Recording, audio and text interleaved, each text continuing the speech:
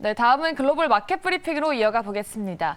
최근 홍콩과 중국 증시가 외국인 투자자들의 투매로 요동을 쳤습니다. 러시아와 우크라이나가 전쟁을 벌이고 있는 와중에 중국 증시가 빠진 건데요. 과연 어떤 이슈가 있었는지 지금 바로 알아보도록 하겠습니다. 오늘 월요일은요, 하나금융투자 김경환 연구원과 이야기 나눠보겠습니다. 안녕하세요. 네, 안녕하십니까. 네, 앞서 말씀드린 대로 중국 증시에서 연초 이래 최대 자금이 빠져나갔습니다. 이때 등장한 게 바로 보이는 손입니다. 류허 부총리였는데요.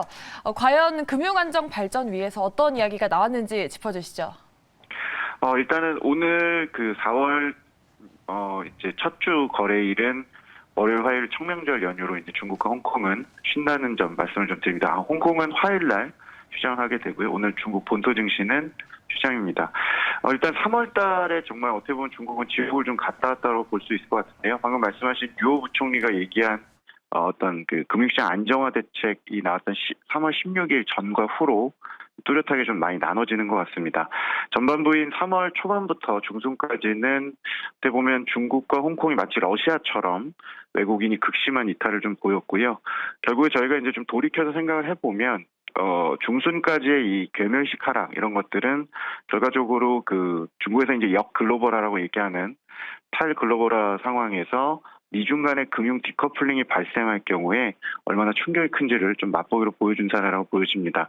물론 뭐 미중 금리차 축소라든지 어떤 미국의 긴축 이슈 또 중국의 경기도나 이런 요인도 있겠습니다만 궁극적으로는 러시아 침공 이후에 중국이 애매한 외교 입장을 좀 보였고 미국의 러시아에 대한 제재가 향후 또 중국이 대상이 될 수 있다는 어떤 공포감 그리고 알고 계신 미국 상대 중국 기업인 ADR 기업들에 대한 제재 이런 것들이 공포로 좀 작용하면서 외국인들이 2015년 후강통 같은 개방 조치를 시행한 이래 가장 단기간에 임팩트 있게 극심하게 이탈한 사례가 됐다고 판단을 좀 갖고 있습니다. 이런 부분들 때문에 3월 16일쯤에 어떻게 보면 금융 쪽의 최대 권위자라고 할 수 있는 류호 부총리가 각각의 이제 그런 불확실성을 해소하기 위한 금융 발전위 회의를 긴급하게 열고 이 조목조목 시장이 걱정하고 있는 중국 ADR 기업이나 부동산 또 홍콩 금융시장에 대해서 중국 정부의 스탠스 그리고 최근에 부진했던 대출이나 통화지표 이런 정책에 대해서 좀 점검을 한 부분들이 16일 이후부터 중국 홍콩과 본토가 하단을 좀 다지면서 올라오는 부분이라고 생각을 좀 갖고 있고요. 단발성인 어떤 해결 조치보다는 올해가 어떻게 보면 2018년 무역전쟁이 있었던 지난 4년 전과 굉장히 유사하게 미국이 11월 달쯤에 중간선거를 또 앞두고 있는 단계다 보니까 앞서 외국인 이탈의 원인 중에 미중 간의 금융 디커플링에 대한 공포가 있기 때문에 중국은 선제적으로 좀 금융시장을 먼저 안정화시켜 놓기 위한 노력을 시작했다라고 보시면 될 것 같고요. 중국의 경기는 빨라야 2분기가 좀 지나가야 바닥 확인 이후에 턴어라운드가 가능하기 때문에 현재는 무너지는 밸류에이션이나 투자 심리 같은 것들을 중국 정부의 이런 류호 부총리의 이런 발언들이 이제 앞으로의 기대감을 조금씩 높이면서 지금 하단을 좀 높이고 있다 보시면 될 것 같고요.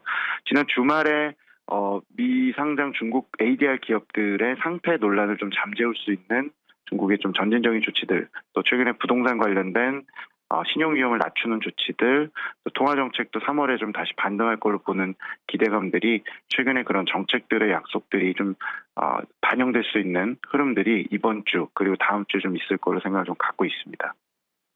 네, 이렇게 중국은 바로바로 시장 폭락에 대응을 하면서 덕분에 전 세계에서 가장 먼저 경기 반등을 이루게 됐는데요. 그렇기 때문에 우리 투자자분들이 중국의 앞으로의 전략과 경기 부양책에도 좀 주목을 하고 계십니다. 그렇다면 올해 중국의 경제 정책 핵심 내용을 한번 알아볼까요? 일단은 미중 간의 금융 디커플링 이런 거에 대해서 중국은 장기적인 관점에서 보면은 좀 마음이 많이 바빠졌을 것 같습니다. 그래서 저희가 어떻게 보면 올해 중국의 이제 경기 부양책과 함께 큰 틀에서 이제 중국의 투자 아이디어라고 좀 보시면 될 것 같은데요. 중장기적으로 중국은 이제 글로벌을 거꾸로 가는 이런 상황 속에서 미국의 견제까지도 좀 받아야 되는 단계이기 때문에 중국이 지금 현재 주도권을 좀 쥐고 있는 산업, 즉 신재생이나 기존의 전통 제조업 이런 쪽에 탈탄소나 고도화를 계속적으로 시행을 하면서 기존 주도권 산업들을 계속 유지해야 되는 상황이고요. 아시는 반도체나 에너지 안보 이런 측면에서 이제 공급망 쪽의 충격에 대해서 중국도 계속적으로 완충하는 노력들을 해야 되는 상황이라고 판단을 좀 갖고 있습니다. 공통적으로 올해 모든 국가들이 인플레이션 압력을 누가 제일 잘 통제하느냐 여부가 그 해당 국가의 이제 증시의 회복 여부도 좀 달려있다 보여지는데, 올해 중국은 인플레이션 압력 자체가 대내로 굉장히 강한 상황이기 때문에 작년에 중국의 전력난이나 석탄 가격 폭등 이런 부작용들을 좀 야기했었던 탈탄소 전략을 약간 속도 조절을 좀 하는 단기적인 전략을 좀 취하면서 상품 가격을 좀 안정화시키는 노력을 좀 계속 할 거고요. 정책 외교적으로 에너지나 소재, 농산품 분야를 위안화 결제를 통해서 계속 협업을 강화하는 방향, 이런 쪽도 기대가 됩니다. 올해 중국은 5.5% 성장 목표를 좀 걸어놓고 있는 상황이고, 이런 대외 충격이 아니더라도 사실 2분기에 락다운, 즉 코로나 이슈나 부동산 경기에 대한 우려들이 좀 있기 때문에 앞서 말씀드린 금융시장 안정화 조치 외에도 재정이나 통화 정책에 대해서 예를 들면 5년 만에 반등한 인프라 투자, 신형 인프라와 같은 데이터 센터 투자, 또 기존에 이제 그 소비가 굉장히 부진한 상황이기 때문에 환급해주는 이런 그 감세 정책 이런 것들 공격적으로 좀 시행을 하면서 경기가 2분기에 좀 바닥 확인을 한 후에 하반기에 상저하고 형태로 가게끔 이제 정책들을 좀 시행해야 될 것 같고요. 상하이 락다운 이슈가 이번 주 중에 대충 고비를 넘기는지 여부에 따라서 향후 추가적인 부양책이 좀 결정날 거로 생각을 좀 갖고 있고요. 3월, 4월 달에 저희가 시장 중국 쪽에서 보셔야 되는 거는 부동산 경기 완충을 위해서 중국이 매달 20일 날 고시하고 있는 이런 그 정책 금리들을 또 추가로 좀 인하하는지 여부를 좀 주목하시면 될 것 같고, 저희는 중국 그 경기 침체에 대해서는 그렇게 과도하게 우려하시기보다는 가격적인 측면에서 좀 이미 하락을 한 상태이기 때문에 중국 경기 부양책의 템포를 좀 보시면서 전체적으로 중국에서 턴어라운드 할 수 있는 중국의 제조기업들이나 저희는 인플레이션 압력이 좀 반영돼서 실적이 좋은 중국발 시클리컬 이런 업종들을 주목하시기 좀 권고드리고요. 중국 증시는 4월 달에 계속 하단을 다지면서 지수 하단을 높이는 등락 속에 이제 반등을 예상을 좀 하고 있어서 중국의 CSI 300이나 CSI 500, 또 홍콩의 항생 H 지수 이런 쪽은 단기 트레이딩 영역에서 비중 확대 의견을 좀 저희는 제시를 하고 있습니다. 네, 대대적인 경기 부양책을 내놓은 중국의 올해 경제 전략에 대해서 꼼꼼하게 짚어드렸습니다. 올해 중국 경제 전망에 대한 답을 찾으셨길 바라겠습니다. 지금까지 하나투자증권 김경환 연구위원과 함께했습니다. 오늘 말씀 고맙습니다. 감사합니다.